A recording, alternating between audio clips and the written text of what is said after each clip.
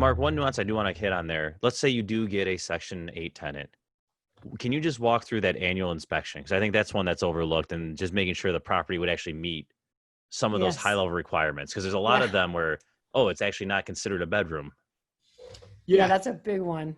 So I do have a specific blog on that page saying what constitutes as a bedroom for a Section 8 house. But so just for fun there, 70 square feet, and the ceiling has to be at least 7 feet tall. So a lot of these Chicago properties that you have the upstairs, that you have the I'm doing my hands like people could see me, but you have the sloped ceilings that it might not be 7 feet except for the 2 or 3 feet in the middle of the room. So this huge room that might be 20 feet or 15 feet long, that's perfect for a bedroom based on a city standard, might not be 70 square feet that's of a bedroom that's over 7 feet tall. So that's something where, same with the basement.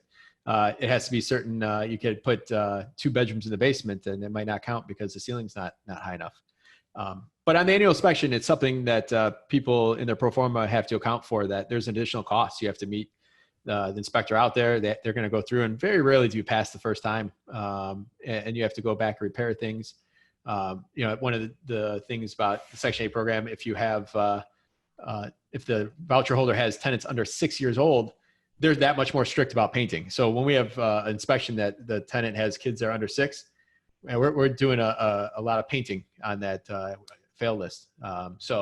Those are just things that to understand what your level of risk is, or questions you could ask in your due diligence. Now, one little tip here on CHA Chicago, there's a website that's open to the public. So if you're buying a property in Chicago and and maybe during your due diligence, you're getting the lease where you might have the voucher number and the tenant's last name, you could go and look up how much the